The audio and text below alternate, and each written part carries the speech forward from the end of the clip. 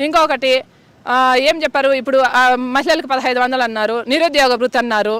రైతులకు అసలు నిరుద్యోగ భృతి అసలే లేదు. రైతులకి సకాలంలో యూరియా అందుబాటులో లేదండి. అది అయితే అసలు తలుచుకుంటే కడుపు కాలుతుందండి. మనం 3 పూట్ల రైతుల వల్లనే తింటాన్నాం. రైతుకి సరైన టైంలో అందుబాటులో యూరియా లేదు. అది అందులో కూడా రాజకీయం చేస్తున్నారండి. ఇది వాస్తవం, నిజం అనుకోండి అబద్ధం అనుకోండి, నేను ప్రత్యక్షంగా అనుభవించిన దాని గురించి.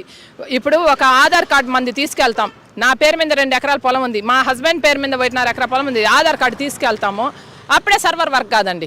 వైఎస్ఆర్సీపీ వాళ్ళు వస్తున్నారు, వాళ్ళు పలానా అక్కడ ఒక పర్సన్ కూర్చుంటారు, కూటమి ప్రభుత్వానికి సంబంధించిన పర్సన్ అక్కడ ఒకరు కూర్చుంటారు, వీళ్ళకి ఇయ్యద్దు అనేసి వాళ్ళు ఆ పార్టీ ఈ పార్టీని. రైతుల దగ్గర కూడా రాజకీయం చూస్తున్నారు. సర్వర్ పనిచేయదు, అప్పుడే ఎప్పుడో వచ్చేది ఆడుకో అమావాస్కో యూరియా వచ్చేది. అప్పుడు ఫస్ట్ కూడా మనం ఎత్తుకుపోయి కార్డు పెట్టండి, వాళ్ళు వైఎస్ఆర్సీపీ వాళ్ళు రెడ్లు వాళ్ళకి ఇద్దండి ఇక్కడ చెప్పేస్తే సర్వర్ పనిచేయలేదు మేడం, సర్వర్ పనిచేయలేదు సార్. యూరియా ఇచ్చేదానికి కూడా వాళ్ళకి అసలు ఇష్టం లేదు, రైతులకు యూరియా ఇచ్చేదానికి కూడా ఇష్టం లేదు. ఓకే, ఆ రైతు ఏదో ఒక బాధపడి పంటను పండించుకున్నాడు, ఆ పంటకు గిట్టుబాటు ధర కూడా లేదు. ఇప్పుడు నాడు నేడు పోయా, నెక్స్ట్ ఈ ఆరోగ్యశ్రీ పోయింది, మెడికల్ కాలేజీలు పోయినాయి.